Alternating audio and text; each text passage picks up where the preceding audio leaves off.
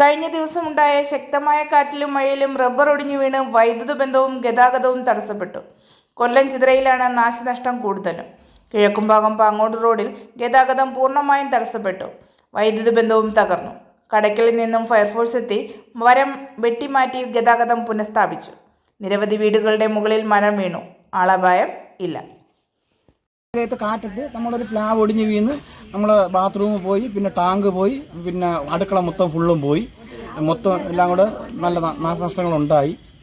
നമ്മൾ വന്ന് കണ്ടപ്പോൾ ഒന്നും ചെയ്യാൻ പറ്റുന്ന അവസ്ഥയിലാണ്. ഫയർഫോഴ്സുകാർ വന്ന് അവർ വന്നൊന്നും ചെയ്യാൻ പറ്റില്ല എന്ന് പറഞ്ഞു. അതിനെക്കുറിച്ച് നമുക്ക് ഒന്നും വേറെ ഒന്നും പറയാൻ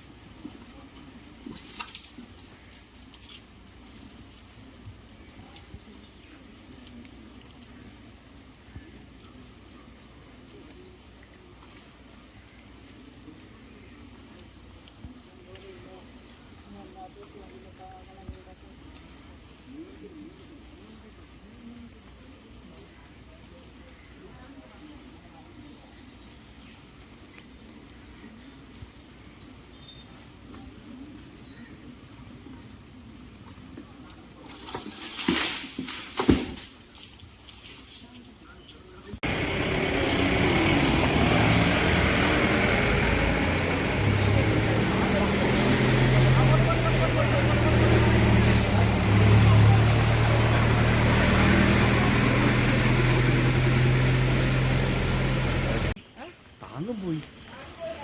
ആ താങ്കൾ വലിയൊരു